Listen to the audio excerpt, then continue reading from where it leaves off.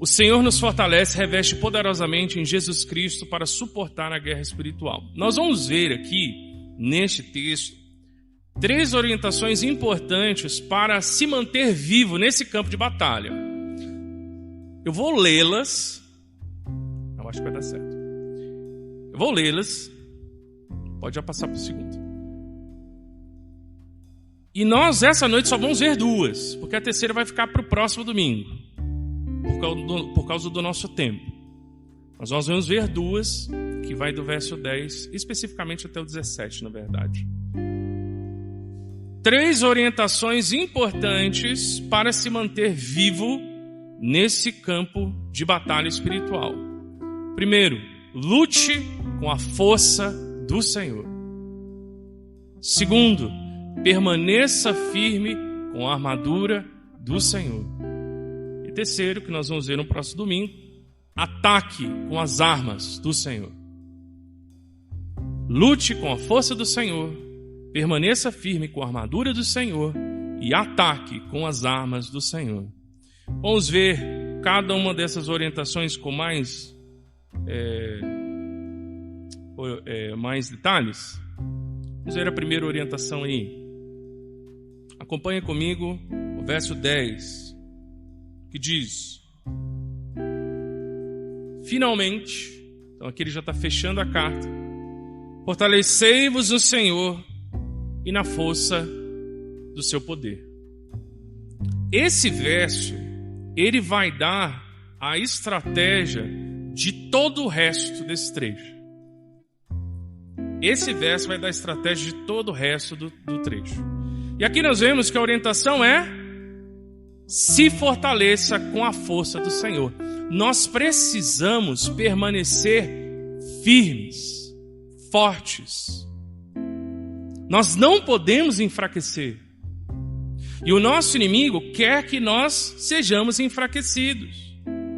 Nós temos que nos lembrar, conforme nós vamos ver aí, no verso 11 e 12, que nós precisamos permanecer firmes contra as ciladas do diabo. Ele é o nosso inimigo. E que a nossa luta, essa guerra, não é contra pessoas. É contra os principados e potestades ou poderios nas regiões celestiais. A nossa luta é contra seres espirituais. Porque tudo que se passa na nossa realidade, apesar de ser permitido pela soberania de Deus, também ele é um reflexo das ações que se desdobram nessa guerra espiritual. Tudo o que acontece nessa guerra espiritual, de certa forma, desdobra na nossa realidade material. E é muito importante nós termos isso em vista. Muito, muito mesmo. Então a nossa luta, meus irmãos, não é contra um inimigo físico.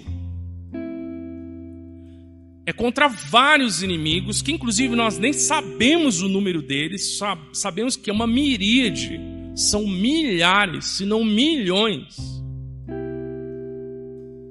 E eles são seres espirituais, e a esses nós chamamos demônios. Então essa noite nós vamos refletir, a partir da palavra de Deus, sobre a ação de demônios. É contra eles que nós lutamos. É contra eles. E aí, nós vamos ver, se tiver como passar mais um, por favor. Nós vamos ver algo que talvez você nunca ouviu. Eu já ouvi alguns pastores ensinarem isso, mas não é tão comum. Apesar de que eu ter a firme convicção de que isso é bíblico. E eu vou dar os textos para você. Que é sobre a questão da relação entre possessão demoníaca e o termo que geralmente os estudiosos, intérpretes da Bíblia hoje usam para demonização. Demonização, tem diferença. Tá bom? Pode colocar naquele que aparece possessão e demonização. Qual a diferença deles? Possessão é um termo que os nossos tradutores usaram para explicar uma palavra que tem a ver com demonizar. Por isso que se usa esse termo demonização. Mas ele tem um problema, esse termo. Ele traz o sentido de posse. E aí, além de não ser uma tradução tão precisa, porque na verdade nós não temos a palavra em português demonizar, no sentido do texto bíblico. Quando a gente usa a palavra demonizar, é quando a gente quer dizer que a gente está atacando alguém, transformando essa pessoa em demônio. Ou alguma coisa, você fica demonizando isso. Então na nossa língua a gente usa a palavra demonizar para quando geralmente a gente quer atacar, mas esse não é o sentido das vezes em que essa palavra aparece na Bíblia. Então nós temos dificuldade de traduzir, por isso que colocaram possessão. Mas tem alguns problemas de nós entendermos possessão. Por quê? Primeiro, ninguém, principalmente o crente, pode ser posse de demônios. Os seres humanos não são posse de demônios. E os crentes mais ainda. Como é que um crente é uma posse do demônio? Não pode ser posse. Então por isso tem essa dificuldade. Uma outra coisa é que nós, crentes, principalmente nós crentes bíblicos, nós temos muita dificuldade com a ideia... Obrigado, irmão. Nós temos muita dificuldade da ideia que o crente fica possesso. Porque a gente tem a ideia de que se o crente ficar possesso, ele não é crente. E isso inibe nós pensarmos sobre isso. Isso nos inibe pensar. Porque se disser, tal pessoa é possesso. Mas então ele não tem o Espírito Santo. Ele não é crente. Só que nós vamos ver agora uma série de textos, e eu selecionei textos em que você não vai ter problema de desconfiar que essas pessoas na Bíblia são crentes. Porque tem muitos outros textos que você ainda fica pensativo. E isso poderia ser uma situação para você pensar, pastor, mas esses daí a pessoa não era crente. Não, vou colocar alguns que você não vai ter problema de dizer, não, essa pessoa era crente. E são textos estranhos. O texto ele não é tão claro como os demônios agem, mas ele deixa claro que eles agem. Então, conforme você está vendo aí, o grande problema da visão da possessão demoníaca é esse conceito de posse. Então, para a gente, uma pessoa endemoniada é uma pessoa que está sobre posse de demônios, ou um demônio. Mas o conceito bíblico é da demonização. Então não é posse, é influência. É uma influência. E essa influência, ela pode caminhar para cada vez uma situação mais grave. Porque a ideia não é possuir, a ideia é controlar. Na Bíblia, a ideia de demônios agindo na vida de pessoas não é necessariamente possuir. Eu sei que tem, sim, textos que trazem uma ideia que parece que a pessoa está totalmente possessa. Mas não existe só essa ideia. Existe também a ideia de controlar. E a coisa pode avançar a tal ponto que, de fato, a pessoa pode cair sob controle. Mas esse controle não é posse. É uma influência tão forte que consegue direcionar a pessoa. Entendeu? Então, sim, o crente não fica possesso. E sim, o crente pode sofrer uma influência demoníaca. E a isso nós chamamos de demonização. Tá bom? E como é que isso ocorre? Através de uma influência, conforme é colocado aí, na mente, que é a nossa parte espiritual, que também é um mistério, nós não sabemos necessariamente como essas coisas acontecem de maneira assim, passo a passo, mas que acontece, inclusive no corpo da pessoa. A Bíblia traz essa ideia que os demônios podem agir no corpo das pessoas. Eu não estou dizendo que toda doença é do demônio, mas infelizmente a ciência materialista que existe hoje, ela descartou a possibilidade de pessoas que sofrem algum tipo de mal físico em decorrência de ação demoníaca. E a Bíblia traz sim a possibilidade de pessoas que são afligidas por uma ação demoníaca. Sabia? Há essa possibilidade. Então, temos que, obviamente, pensar tudo isso biblicamente, com bom senso, equilíbrio, né? Então, de novo, Não cair no extremo de, não existe. E também não cair no extremo de, tudo é demônio. Não, vamos caminhar na linha da palavra. E esse é o desafio. E talvez você nunca tenha ouvido falar isso, e você vai ouvir isso hoje. Opa, perdão. Desculpa. Tem como dar F5 de novo? Vamos ver alguns textos. Eu grifei eles devagar. Devagar.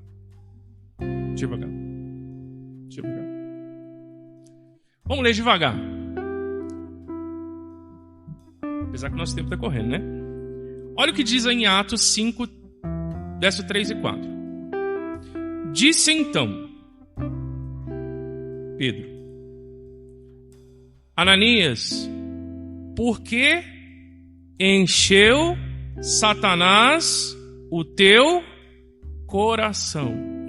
Você que tem estudado com a gente na escola bíblica, o coração é o nosso centro espiritual, psíquico, emocional. Para que mentisse ao Espírito Santo e retivesse parte do preço da herdade, guardando-a, não ficava para ti, e vendida, não estava em teu poder? Olha que interessante, e aí você pode acompanhar na sua versão se você quiser e marcar. Por que formaste esse desígnio em teu coração? Não mentiste aos homens, mas a Deus. Aqui é interessante, porque Lucas, ao escrever Atos, ele diz que essa decisão no coração de Ananias, ela foi uma decisão que ele formou no coração, então uma coisa que faz parte de uma decisão dele, mas ao mesmo tempo, no texto diz que o coração dele foi cheio por Satanás. Uma ação de Satanás na mente e no coração dele. Então aqui, às vezes a gente pensa, não, essa decisão quem tomou fui eu. E de fato, foi Ananias. Só que não foi só ele. Teve mais gente participando do processo. Quem? Satanás. Olha o que diz aqui a respeito de Davi. Porque talvez você pense assim, não, mas Ananias e Safira não era crente. Só um parênteses. Ananias e Safira sofreram a disciplina que os crentes sofriam no Novo Testamento, que era a morte. Então, não é porque eles pecaram que a gente vai ter base sólida para dizer que eles não eram crentes. Porque, inclusive, eles sofreram a disciplina da morte, que é o que diz lá em 1 Coríntios 11, né? De pessoas que estavam tomando a ceia de maneira indigna e blasfemando o nome do Senhor. O que aconteceu com eles é o que acontecia no Novo Testamento com os crentes. Então, na verdade, é uma disciplina do Senhor para rebeldes. Mas aqui é Davi. Você teria alguma dificuldade de achar que Davi é crente? Acho que não, né? Homem segundo o coração de Deus, apesar que ele fez umas coisas bem ruins, né? Mas você não teria dificuldade. Olha o que diz o texto em relação ao censo. Está lá em 1 Crônicas 21:1. Então, Satanás se levantou contra Israel e incitou Davi a numerar Israel. Pergunta: quem incitou Davi ao censo? Satanás. Como é que Satanás incitou Davi ao censo? Seu coração, sua mente. Quem tomou a decisão de fazer o censo foi quem? Foi Davi, não foi Satanás. Mas quem que incitou ele a fazer isso? Satanás. E Davi, um homem de Deus, correto? Agora vamos ver Pedro. Acho que também não teríamos dificuldade de crer que Pedro era crente. Correto? Olha o que diz, vou ler rapidinho até o ponto. Está lá em Marcos 8, 31 a 33. E falava isso abertamente, no caso de Jesus. Então Pedro, tomando-o à parte, esse o é Jesus, começou a repreendê-lo. No caso, Jesus. Mas ele, virando-se e olhando para os seus discípulos, repreendeu Pedro. Então ele repreendeu na frente de todos os discípulos, dizendo: para trás de mim, Satanás.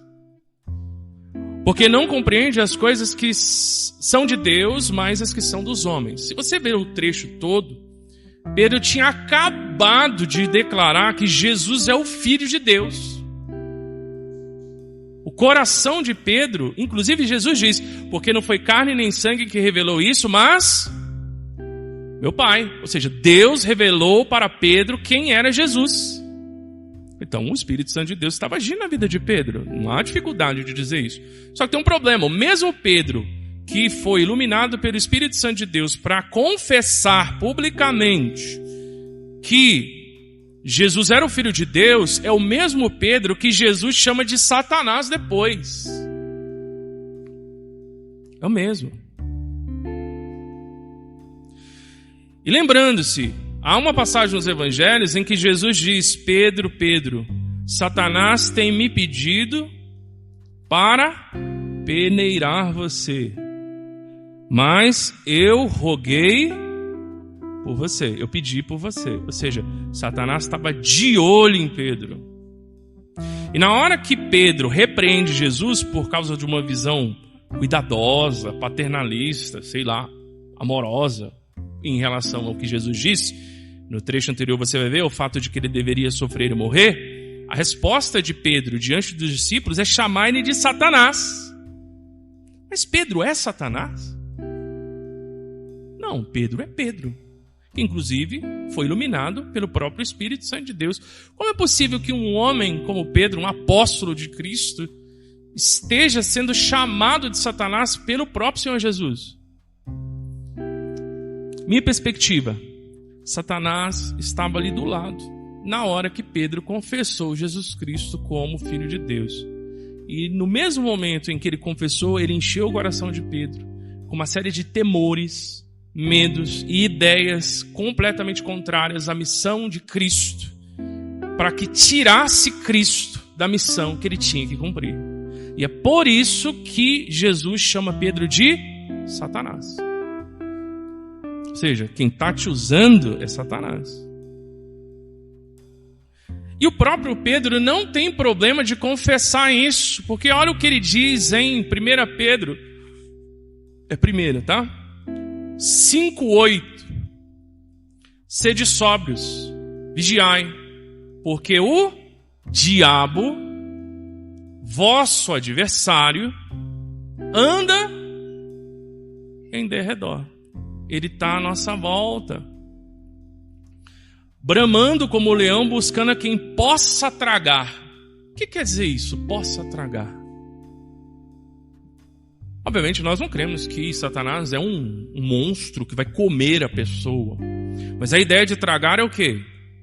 Conseguir engolir, absorver de maneira completa. Ou seja, Satanás vai conseguir absorver a vida daquela pessoa de uma maneira tremenda. E por isso que essa é a ideia de controle. Pode caminhar ao ponto em que a pessoa pode sofrer algum tipo de controle. E ele sabia disso porque ele foi influenciado por Satanás. E ele sabia que Satanás fica ao redor ali como um predador, só esperando o momento para abocanhar.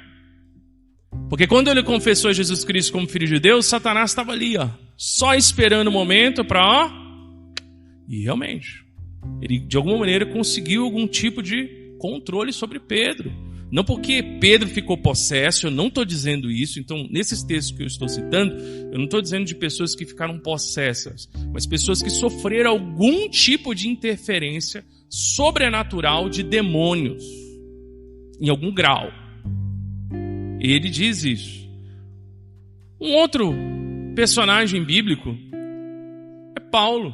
Ele também não tem nenhum problema de afirmar essa verdade. Olha o que ele diz lá em 2 Coríntios, capítulo 12, versos 7 e 8, falando a respeito das lutas e sofrimentos que ele enfrentava no ministério apostólico. Ele diz: e para que não me exaltasse pela excelência das revelações, ou seja, o que Deus tinha mostrado a ele, foi-me dado um espinho na carne.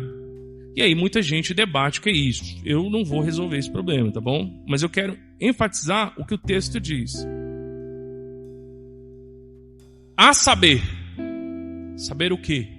O espinho na carne. Do que se trata o espinho na carne? O que é o espinho na carne? O texto diz: o mensageiro de Satanás. Isso evitaria que fosse uma doença, como geralmente alguns intérpretes colocam? Não, poderia ser uma doença. Não é impossível que seja um problema de saúde. Mas é algo ocasionado por demônios. Então esse mensageiro de Satanás, ele foi enviado para me esbofetear a fim de que não me exalte, acerca do qual 3 vezes orei ao Senhor para que se desviasse de mim.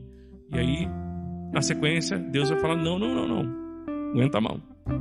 Quer um outro exemplo bíblico de um homem justo, não perfeito, mas justo, que foi afetado no seu corpo por Satanás? Jó. Você tem algum problema de crer que Jó era um homem temente a Deus? Eu não tenho. A Bíblia também não. E Satanás tocou no corpo dele. Tocou. Houve uma influência satânica, sim. O próprio Satanás, não é demôniozinho de baixa patente, não. É o próprio Satanás foi lá e agiu na vida dele.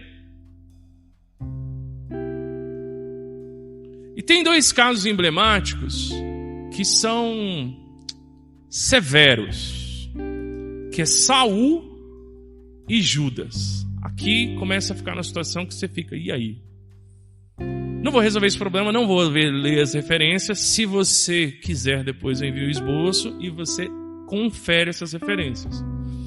Mas aqui você vê claramente a ação de demônios. Inclusive no caso de Saul é dito que um espírito mau vindo da parte do Senhor. É falado mais uma vez.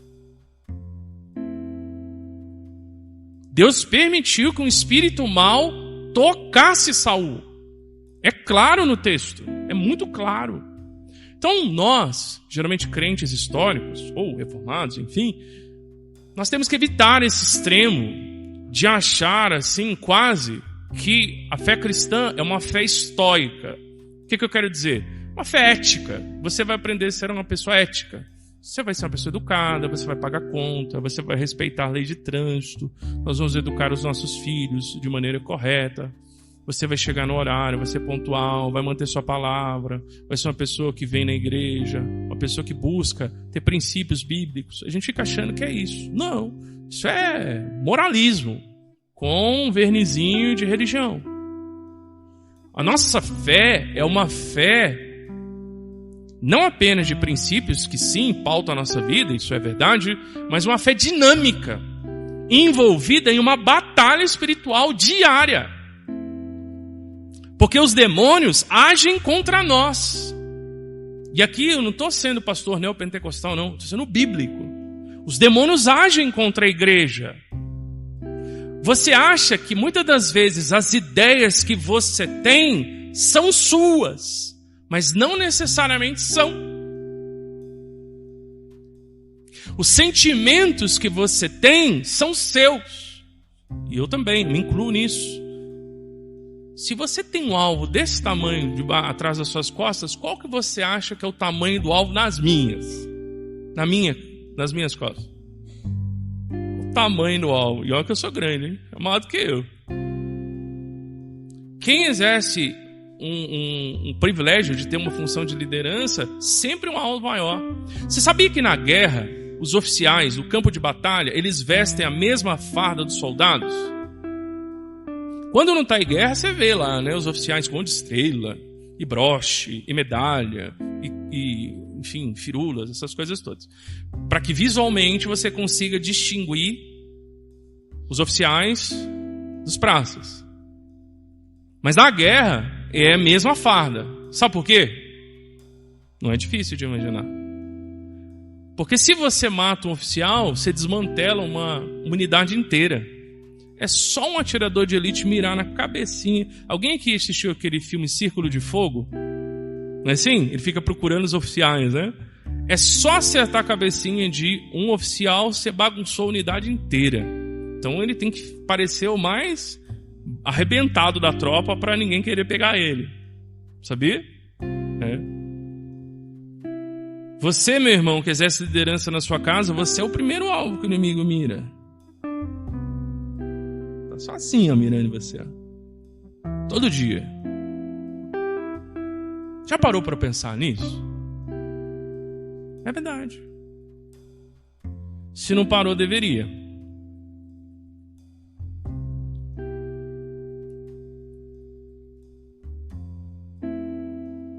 Então, a diferença é essa. A possessão é somente uma ideia de que a gente está possesso. Mas, na verdade, é uma gradação de influência que pode caminhar até um controle, que é muito raro, a Bíblia relata alguns casos só. Mas, sinceramente, irmãos, as coisas que nós temos visto hoje em dia, minha impressão, tem muita gente aí que está assim, vou colocar no popular e depois do jeito polido, né?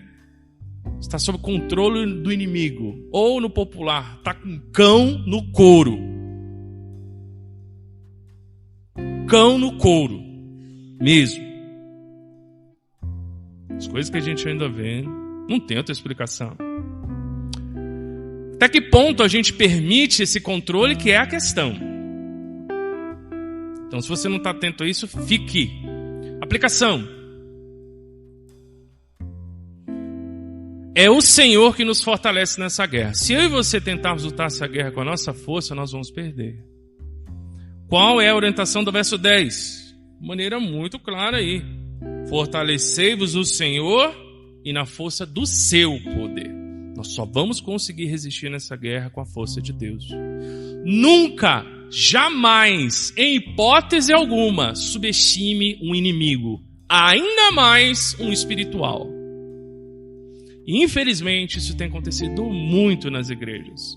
Na liderança, entre os crentes, dentro de casa, nós temos subestimado o nosso inimigo. Irmãos, é o que eu tenho dito.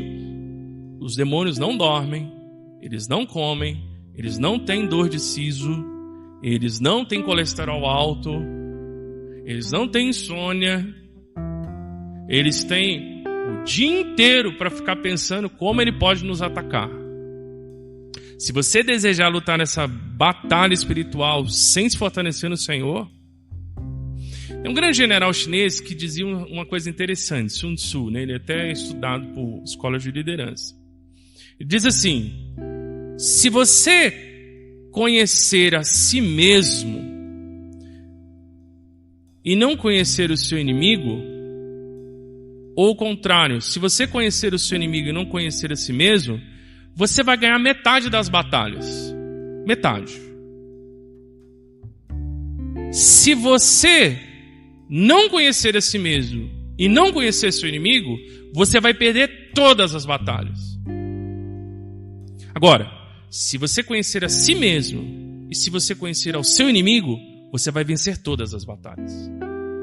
Então, o grande problema é que, trazendo, né, esse princípio de sabedoria, e a Bíblia tem esse princípio de sabedoria em muitos textos, o problema é que nós não conhecemos a nós mesmos e nós não conhecemos o nosso inimigo. E aí, o diabo está sapateando na cabeça dos crentes. Esse é o problema. Nunca subestime o inimigo, principalmente um espiritual. A estratégia aqui nesse texto, meus irmãos, é se fortalecer e resistir. Resistir. Resistir. Essa é a nossa estratégia. Se fortaleça com a força do Senhor e resista. Porque por meio de Jesus Cristo, nós temos poder para resistir aos demônios. O próprio Senhor Jesus Cristo resistiu a Satanás na tentação do deserto. Ele resistiu. O próprio Satanás tentou ele diretamente. Ele resistiu. E é por isso que Tiago, no capítulo 4, verso 7, diz que nós devemos resistir ao inimigo. A nossa estratégia é uma estratégia de fortalecimento e resistência. Blinde a sua mente, o seu coração. Fortaleça o seu coração, sua mente. Fortaleça em Deus. É aqui que ele te ataca. Ele pode atacar o seu corpo para enfraquecer a sua mente, para te atacar na mente. Porque o ponto dele não é o corpo, é o coração. Uma pessoa pode sofrer das maiores enfermidades do mundo, mas ainda ter um coração guardado no Senhor e resistir aos ataques de Satanás. Então, muitas das vezes, ele ataca a nossa saúde para enfraquecer a nossa mente, e ele ataca a mente. E como eu tenho visto crentes sofrendo com enfermidade, eu mesmo me coloco nessa fila. E isso enfraquece a gente aqui, ó. E o que ele faz? Ele ataca na mente. Usa pessoas, controlando, né? Circunstâncias, ideias, pensamentos, desejos. Fortaleça o seu coração, a sua mente. Resista. Em Cristo nós temos poder para resistir aos demônios. Há poder em Jesus para isso. Essa é a primeira orientação. Espero que você tenha aprendido essa questão da influência ou da demonização. Primeira orientação, lute com a força do Senhor. Segunda orientação, permaneça firme com a armadura do Senhor. Permaneça firme com a armadura do Senhor. Somente poderemos permanecer firmes nessa guerra se usarmos a armadura do Senhor. Então a primeira orientação é: lute com a força do Senhor. Segunda, permaneça firme com a armadura do Senhor. O que quer dizer a armadura de Deus? Você lembra disso?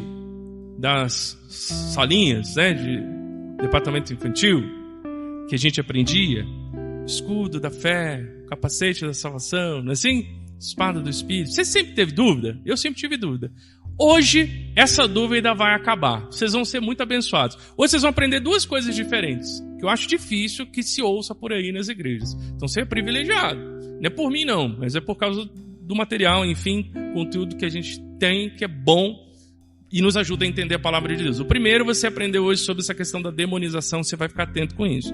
A segunda, você vai entender o que quer dizer essa armadura de Deus. Às vezes a gente fica pensando nas peças e tentando imaginar o que cada peça quer dizer. Mas a armadura de Deus, ela é descrita como a armadura que o Messias usará. Eu vou dar 3 referências bíblicas para você, e ela já está grifadinha aí, aonde você vai conseguir perceber de maneira mais clara qual é a relação desses textos em Isaías, que é uma profecia relacionada ao Messias que viria, e com a armadura de Deus de Efésios capítulo 6. Olha o que diz aí, vou ler as 3 profecias para você. Mas julgará com justiça os pobres, e repreenderá com equidade os mansos da terra, e ferirá a terra com a vara de sua boca, e com o sopro dos seus lábios matará o ímpio. E aí você frisa: a justiça será o cinto dos seus lombos, e a fidelidade o cinto dos seus rins. Olha que interessante. Uma referência, né? Isaías 52:7 diz: quão formosos sobre os montes são os pés dos que anunciam as boas novas, que faz ouvir a paz, que anuncia o bem, que faz ouvir a salvação, que diz a Sião: o teu Deus reina. Última referência, Isaías 59:17, que diz: pôs a justiça como couraça, e o capacete da salvação na sua cabeça. Ó, a justiça como couraça, e o capacete da salvação na sua cabeça. Consegue perceber? Eu vou ler o texto de Efésios, mas fica atento com isso. Pôs por vestimentas a vingança, e cobriu-se de zelo, como de uma capa. Agora, você gravou aí esses textos? Vamos lá para Efésios. Olha o que diz, verso 11, 6:11. Revesti-vos de toda a armadura de Deus, para que possais permanecer firmes contra as ciladas do diabo. Pois não é contra a pessoa de carne e sangue que temos de lutar, mas sim contra os principados e poderios, contra os príncipes deste mundo de trevas, contra os exércitos espirituais da maldade das regiões celestiais. Por isso, tomai a armadura de Deus, para que possais resistir no dia mau e, havendo feito isso, permanecer firmes. Acompanha comigo. Portanto, permanecei firmes, trazendo em volta da cintura a verdade, e vestindo a couraça da justiça, calçando os pés com a disposição do Evangelho da paz, e usando principalmente o escudo da fé, com o qual podereis apagar todos os dardos em chamas do maligno, os ataques, né, que o inimigo lança sobre a nossa mente, e às vezes talvez até contra o corpo. Tomai também o capacete da salvação e a espada do Espírito. Só até aqui. Você consegue perceber como esses itens que aparecem em Isaías aparecem aqui em Efésios? Consegue perceber isso? Isso é muito interessante. Sabe o que isso significa? Não, pastor, não sei não. O que isso significa? O que significa tomar a armadura de Deus? Tomar a armadura de Deus é se vestir de Jesus Cristo, o Messias. Porque essas profecias, elas estão falando a respeito do Messias. Então, cada peça que aparece nessas profecias de uma maneira um pouco mais, assim, ambígua, mas ainda assim uma certa referência, ela está se referindo, no final das contas, ao Messias. Então, essa armadura que nós vestimos é Jesus Cristo. Nós temos que nos revestir de Jesus Cristo. Ele é essa armadura. É dele que nós nos vestimos. Nessa batalha, dia a dia, nós precisamos tomar Jesus Cristo e nos revestir dele. Inclusive, essa é a orientação da palavra de Deus. Lá em Romanos, capítulo 13, verso 14, diz: mas revesti-vos do Senhor Jesus Cristo. Em Gálatas, capítulo 3, verso 27, mesma coisa. Porque todos quanto fostes batizados em Cristo, já vos revestistes de Cristo. Colossenses, capítulo 3, verso 10 a 12. E vos revestistes do novo, que se renova para o conhecimento, segundo a imagem daquele que o criou, onde não há grego, nem judeu, circuncisão, nem circuncisão, bárbaro, cita, servo ou livre. E aí o finalzinho: mas Cristo é tudo em todos. Efésios mesmo, capítulo 4, verso 22 a 24, também diz isso. Fala que nós devemos nos despojar do velho homem e nos revestir, o Espírito, né? Do novo homem, em verdadeira justiça e santidade. E Gálatas 2, 20 diz: já estou crucificado com Cristo, e vivo, não mais eu, mas Cristo vive em mim. E a vida que agora vivo na carne, vivo-a na fé do Filho de Deus, ao qual me amou e se entregou a si mesmo por mim. Então, tomar essa armadura e vesti-la é se vestir de Cristo, é se revestir de Cristo. Se você for para essa batalha espiritual sem estar revestido de Cristo, você está indo para um campo de batalha de artilharia pesada, morteiros que conseguem destruir um espaço muito grande, com um campo de destruição tremendo, e você de short, regata e chinelo de dedo. O que você acha que vai acontecer? O que se espera, você vai morrer. É isso que vai acontecer. Se você está indo para o campo de batalha e a artilharia é pesada, você tem que se esconder, você tem que se entrincheirar, você precisa ter um escudo natural, você precisa se proteger. Pensando no contexto das guerras antigas, se você vai lutar num campo de batalha das guerras antigas, você precisa de armadura de metal, você precisa de escudo, de capacete, você precisa fechar os pés. Você precisa de vedação, porque a nossa estratégia não é necessariamente avançar como um exército de pessoas loucas, igual esses filmes, né? Um bando de desvairido, como acontece muitas vezes no meio evangélico. Vamos decretar a vitória, pisa na cabeça do diabo e essas coisas. Não, nós vamos permanecer em formação, muito parecido com os exércitos antigos. Nós vamos permanecer em formação, fechados, com escudo, com armadura, com a cabeça, tudo coberto. Porque o inimigo vai mandar artilharia pesada. E somente a armadura de Deus, que é Jesus Cristo, poderá nos proteger e nos manter vivos num contexto de batalha desse. Se você diariamente não se revestir de Jesus Cristo, você vai perecer. Sem sombra de dúvidas.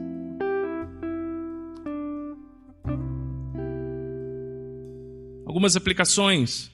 O Senhor luta por nós. Portanto, nossa postura é quase inteiramente defensiva. Você precisa fincar os seus pés no campo de batalha, se fortalecer suas pernas, seu quadril. Firme, manter a posição. Pedir para o Senhor te fortalecer na sua posição, porque o inimigo vai vir com tudo. E com a armadura de Deus, que é Jesus Cristo, manter a posição. A nossa estratégia é uma estratégia de resistência. Pessoas que Deus usa para tirar você dos caminhos de Deus, influências negativas que você se expõe, que o inimigo usa para tirar você dos caminhos de Deus, demônios falando no seu coração, na sua mente, sugestões pecaminosas e mentirosas para que você saia da sua posição dos caminhos de Deus, heresias, falsos ensinos, conceitos mundanos, ideologias nefastas e todo tipo de coisa errada e enganosa que procede de demônios, a fim de que você saia da sua posição e seja abatido. Pense os ataques que o inimigo tem levantado contra você. Pense, irmãos, agora, nós como igreja, pensemos os ataques que Deus está levantando contra a igreja.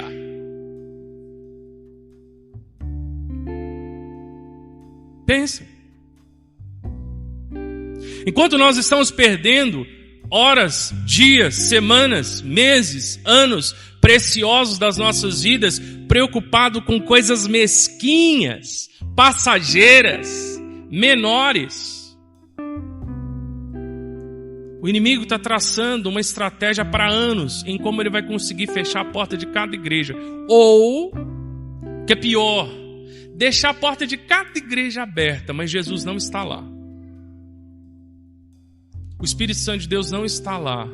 Pessoas que conhecem o Senhor não estão lá. O que você tem lá são pessoas demonizadas, controladas pelo inimigo, ensinando ensino de demônios e pervertendo a vida de pessoas.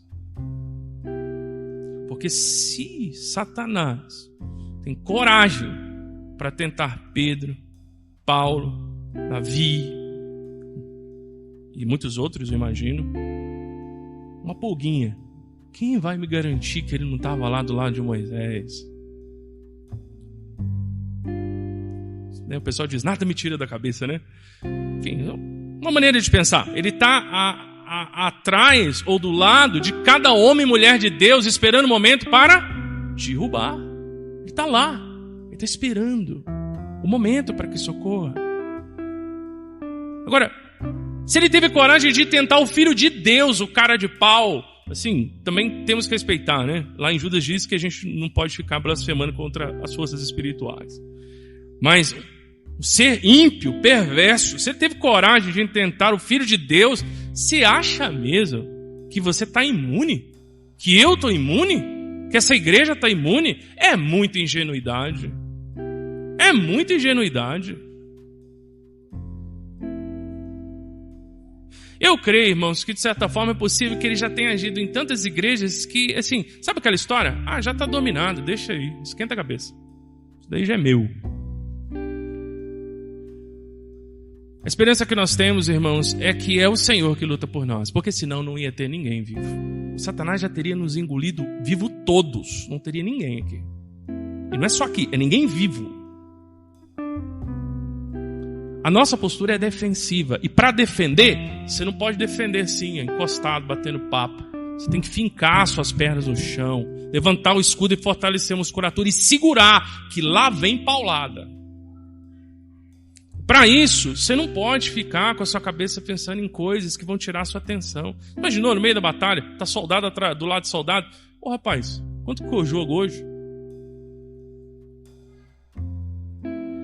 Nada contra jogar futebol, não sou... Entendeu? Coisas assim. Você está preocupado com isso? Não, mas é que eu preciso. Fique em paz, sem problema. Satanás está só lá. Isso mesmo. Nós somos exortados, meus irmãos, a permanecer de pé. Essa é a verdade.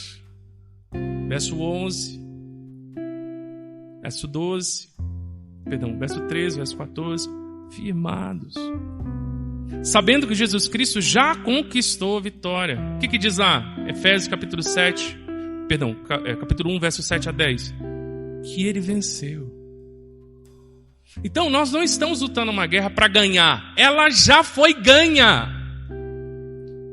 Ela já foi ganha. Só que enquanto as coisas não se finalizam, o inimigo está destruindo o máximo de soldados do exército de Deus.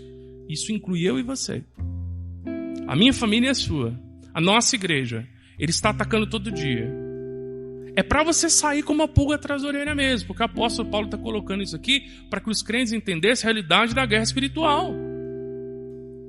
A nossa única arma de ataque ou arma ofensiva, sabe qual é? Olha o texto. Qual a única arma de ataque que nós temos? Todas as outras são de defesa. Nós só temos uma arma de ataque. Está no verso 17. Espada do Espírito. Que aí na sequência vai falar é a palavra de Deus. Você sabe como é que a gente ataca? Com a palavra de Deus. Como é que foi que Jesus resistiu a Satanás?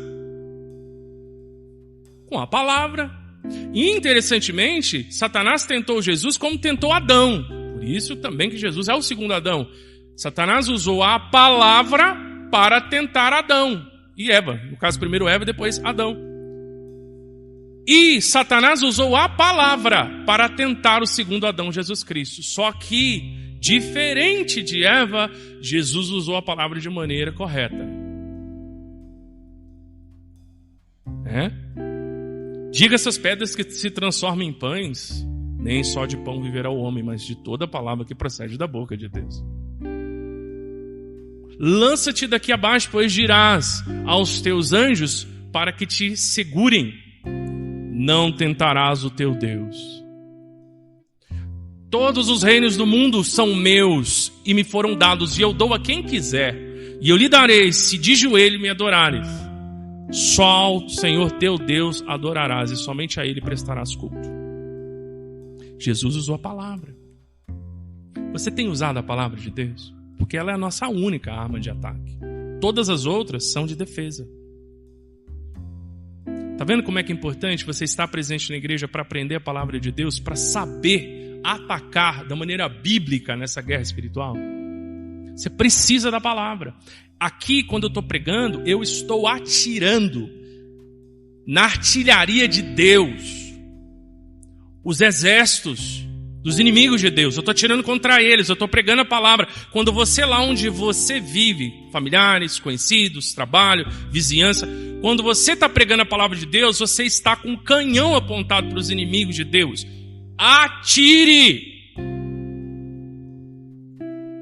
Porque ele vai atirar em você, não tenha dúvida disso. Inclusive hoje ele atirou. E pode ser que enquanto eu estou pregando, ele está atirando. Mantenha a sua mente, seu coração focado na palavra, porque ele quer dispersar a sua atenção. Ele quer te fazer desanimar, ele quer fazer você duvidar, ele quer fazer você blasfemar, ele quer fazer você desistir.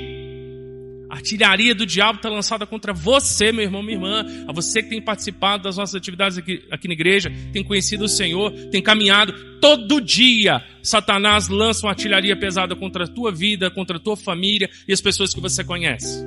E se você é crente, ele está com um alvo nas suas costas, querendo te matar. Porque o diabo veio para, o ladrão, né? Veio para matar, roubar e destruir. É isso que ele quer. Ele não quer outra coisa. Toda estratégia de batalha está em ser forte no Senhor e na força do seu poder. Verso 10. A nossa estratégia é essa. Se fortaleça no Senhor e na força do seu poder. Resista e ataque com a palavra. Que vai ser o próximo domingo, nós vamos ver. Não vencemos nenhuma batalha contra o mal com a nossa própria força, meus irmãos, mas apenas com os recursos espirituais fornecidos por nosso Salvador. Aquele que está muito acima de todo principado, potestade, poder e domínio. A nossa esperança é que o nosso Senhor Jesus Cristo é poderoso. E por meio de Jesus Cristo, nós somos revestidos com o seu poder. Ele é a nossa armadura. Ele é a força que nos permite resistir, defender e atacar. É a palavra dele, é no poder dele, é por meio dele que nós permanecemos de pé. Por meio de Jesus Cristo somos revestidos com o seu poder. O Senhor nos fortalece e reveste poderosamente em Jesus Cristo para suportar a guerra espiritual.